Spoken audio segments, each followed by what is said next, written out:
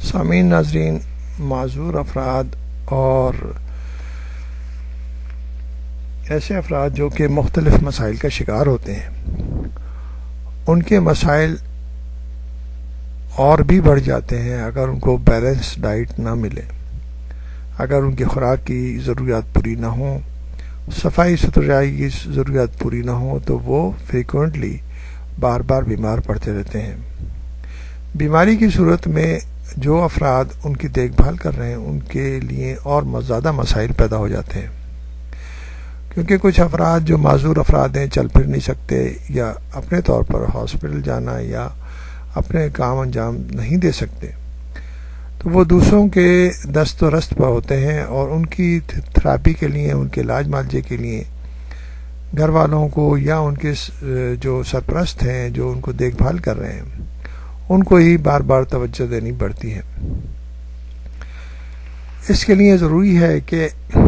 جو افراد معذور افراد کی تیمارداری کر رہے ہیں یا ان کو دیکھ بھال کر رہے ہیں، انہیں بھی صحیح طور پر یہ شعور ہونا چاہیے کہ بیماریوں سے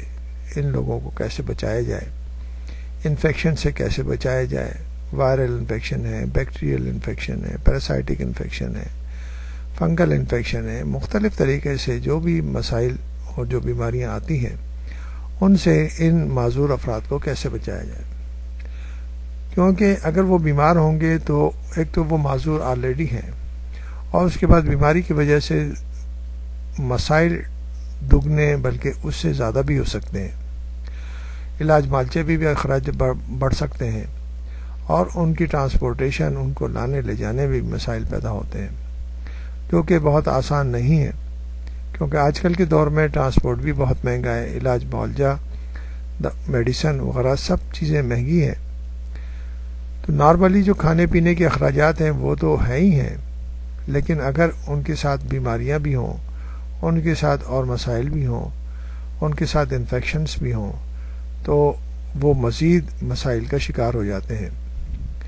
اس لیے ضروری ہے کہ ان بچوں کو یا ان معذور افراد کو صاف ستھرا رکھا جائے،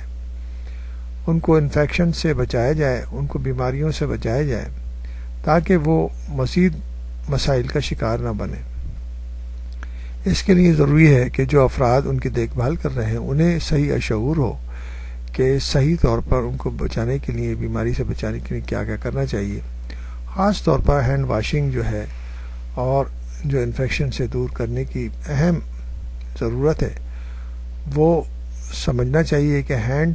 ہاتھوں سے ہی انفیکشن سب سے زیادہ پھیلتے ہیں، اور گھر میں اگر کہیں انفیکشن ہو، کسی کو کھانسی، نزلہ، زکام ہو، تو ان لوگوں کو بچانا چاہیے تاکہ وہ بھی اس کا شکار نہ ہو جائے۔ یہ انتہائی اہم ہے کہ ان معذور افراد کو انفیکشن سے، بیماریوں سے بچایا جائے اور کس طرح بچایا جائے۔ اسی طرح ہمارے جیسے ممالک میں ملیریا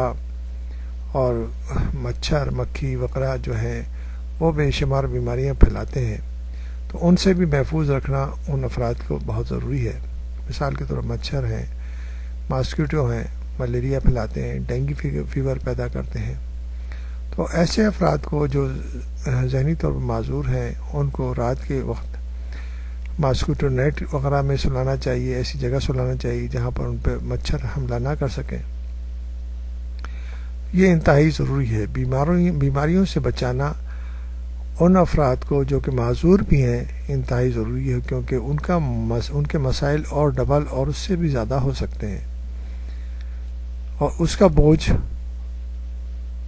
عام طور پر جو ان کو سنبھال رہے ہیں انہی پہ پڑتا ہے۔